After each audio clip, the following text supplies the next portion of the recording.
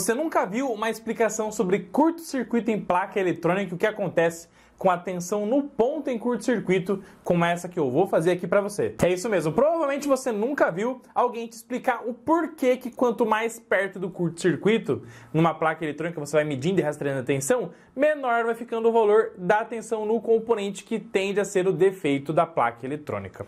E isso é fato, tá bom? E eu vou mostrar para você o passo a passo porquê que lá na placa eletrônica, quando você vai rastreando as tensões, quanto mais próximo do curto, menor vai ficando a tensão de forma espetacular e passo a passo. E para me ajudar, eu preciso de uma coisa de você.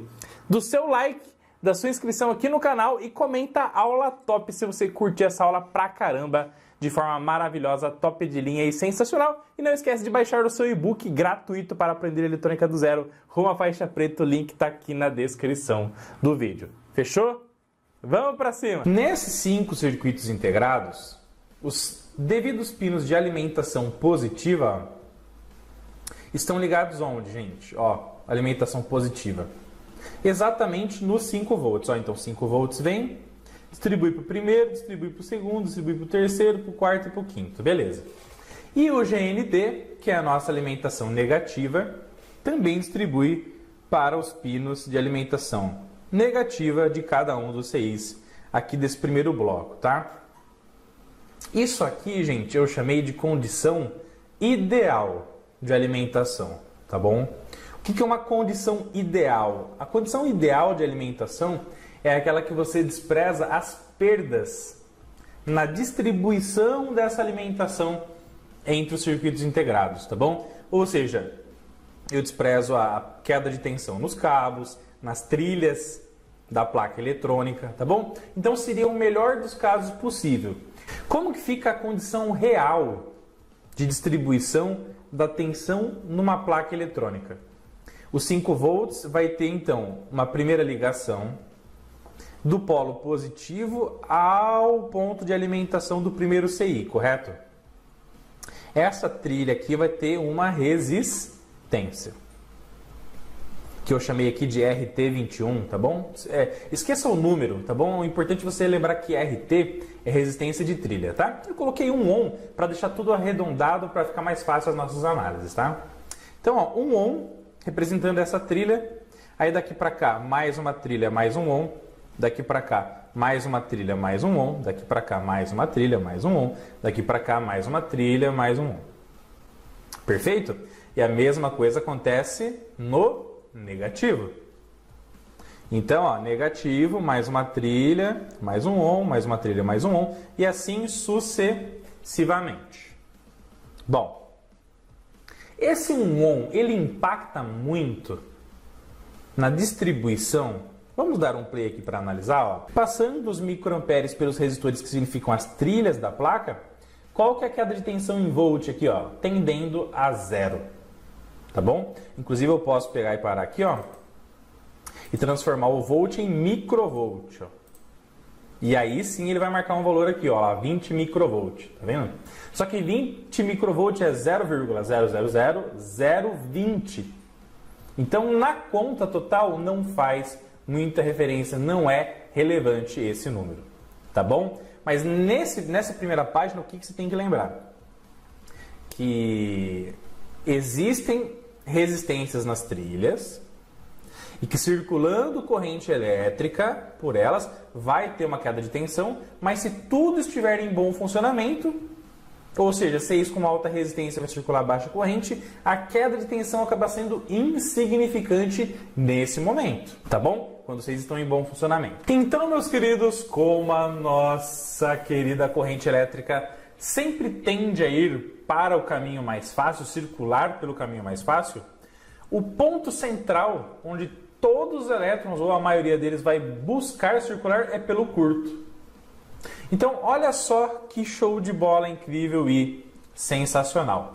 No momento que gerou o meio ohm, no circuito integrado que apresentou falha, apresentou problema total de funcionamento, entrou em curto entre o ponto de alimentação positiva e negativa, o que vai acontecer? Se aqui é a baixa resistência, o fluxo majoritário, olha que palavra bonita, o fluxo majoritário de elétrons vai circular nesse trecho que eu estou sinalizando aqui para vocês, ó.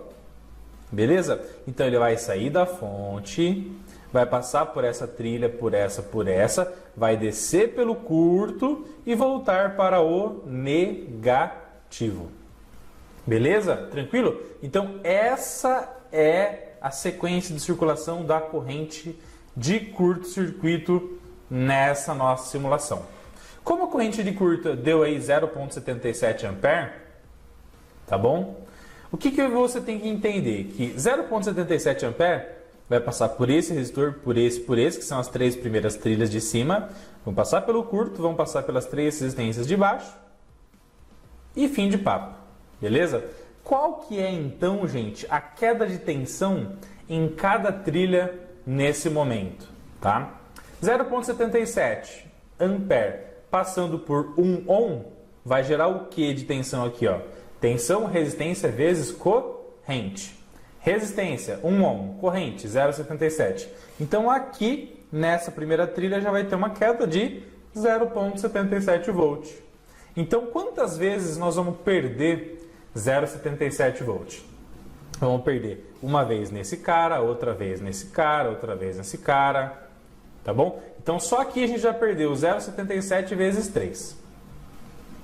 Depois a corrente vai voltar para o negativo, então vai perder mais 0,77 aqui, aqui e aqui.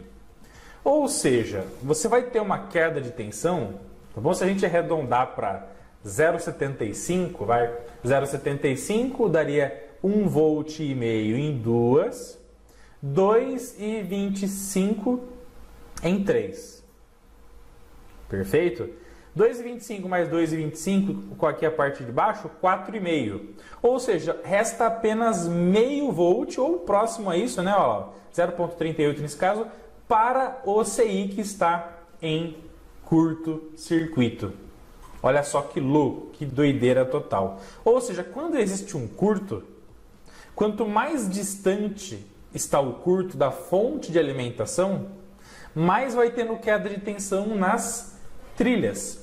E, por consequência, menor é a tensão que fica no ponto em curto-circuito. Então anota isso aqui no campo de comentários para mim, tá? Quanto mais distante está o curto,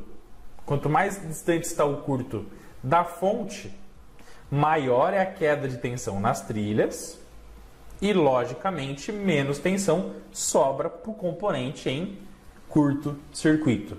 Tá bom? Beleza? Então, quanto maior a corrente de curto, maior a queda de tensão nas trilhas também. Fechou? Se eu subo a corrente de curto, automaticamente eu subo a queda de tensão nas trilhas. Beleza? Tranquilo? E aí o que a gente pode entender, pessoal? A gente pode entender algumas coisas que já podem começar a criar uma luz de como você pode localizar um curto-circuito numa placa, tá? Beleza? Ainda não é o grande finale que eu quero ensinar para você, mas já pode te ajudar bastante no seu dia a dia. Perfeito? Alimentou uma placa, tá bom? Lembra que cada resistor desse daqui, ó, é como se fosse um circuito integrado? Lembra que cada um desses resistores de 1 mega equivale à resistência interna de um circuito integrado? O que acontece quando um deles entra em curto? Vamos dar uma olhadinha, ó. Por que aqui, ó, nesse CI, número 1, nesse primeiro CI aqui, ficou uma tensão de 3,46 volts, pessoal? Porque tudo na nossa vida eletrônica é análise de malha.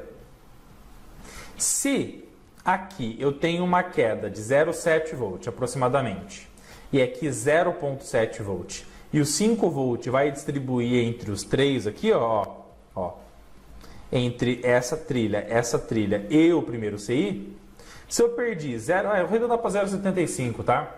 0,75 aqui e 0,75 aqui, eu perco 1,5 volt. Nessa análise de malha aqui, ó, se eu perdi 1,5 volt nas trilhas, só sobrou para esse primeiro CI 3,5 volt. Fechou? Tranquilo? Vamos analisar o outro CI. Por que aqui ficou aproximadamente aí 1,9, 2 volt? Tá? Por quê? Porque vamos lá. Para a gente analisar a tensão desse cara, você tem que analisar a análise de malha completa. Ó. Perfeito? E para fazer a análise de malha completa, para a tensão chegar aqui, automaticamente a gente tem que analisar o quê? Que a corrente vai circular nessa malha, vai ter uma queda de tensão aqui, aqui, aqui e aqui. Então a cada 2 perde 1,5 volt, né? Então 1,5 volt mais 2 daqui 3, 5 menos 3 volts que perderam nas trilhas, sobrou quanto? Aproximadamente 2 para esse resistor que simboliza o CI número 2, tá bom? Beleza? E aí, automaticamente, se a gente tem aqui, ó, para o curto-circuito, que está nesse ponto aqui, 0,38, por que ficou isso aqui? Porque daí eu tenho 6 resistores, 6 resistores, se a cada 2 eu perco 1,5 volt, 1,5 volt, 3, 4,5. Eu tive 4,5 volt de perda e sobrou aproximadamente 0,5 volt para o curto-circuito, tá? E aí, olha só que interessante. Você já conseguiu aprender uma outra coisa de uma forma indireta, tá bom? Esse CI aqui está em curto? Não, tá bom. Ficou com uma tensão de 3,5. Esse circuito aqui está em curto? Não, tá bom. Ficou com 0,92. Esse circuito aqui está em curto? Tá. Qual foi a tensão que ficou? 0,38. Perceba, 0,38 é a menor tensão do que os outros que estavam bons. Então, quanto mais próximo você está do curto-circuito, no momento que você tiver medido uma tensão na placa eletrônica, menor tende a ser a tensão, gente. Anota isso aqui para mim no campo de comentários, tá? Quanto mais próximo do curto-circuito você está, numa análise de tensão numa placa eletrônica, menor vai ser a tensão medida naquele ponto. Sensacional o rastreamento do curto-circuito a partir da queda de tensão. Você acabou de ver ali na prática, na simulação, passo a passo, que quanto mais próximo do curto, menor é a tensão. Tem as quedas de tensões nas diversas trilhas que distribuem a tensão elétrica na nossa placa eletrônica. E isso já dá o norte para falar, ó, se você tem 5 blocos que estão recebendo alimentação de 5 volts na placa, se você foi lá no bloco e mediu lá, e lá deu 0,3 volts, nos outros está dando uma tensão muito maior, automaticamente é aquele de 0,3, 0,4 volts, que ali está o curto-circuito, e aí você pode aplicar a metodologia Kelvin 4 pontas para ir rastreando ali componente por componente que está sendo alimentado pela malha de 5 volts para ter mais precisão ainda, para ser mais certeiro ainda na localização do curto-circuito. Então a gente mostra isso para vocês no curso de eletrônica passo a passo sobre como você localizar os defeitos de forma certeira nas placas eletrônicas. Você pode também localizar por câmera térmica, pode localizar com spray congelante, com breu. Tá bom? O mais importante é você achar o defeito, não sozinho, mas acompanhado da família Eletrônica Fácil. Não esquece de baixar seu e-book gratuito, link aqui da descrição do vídeo, e também fazer o nosso curso completo para aprender eletrônica não sozinho, mas acompanhado da família Eletrônica Fácil. O link está aqui na descrição também. Comentário fixado, um abraço, se inscreve no canal, like. Se chegou até aqui, comenta eu cheguei no campo de comentários. Vejo vocês nos próximos vídeos. Um abraço, tamo junto, fique com Deus e vamos pra cima. Até mais!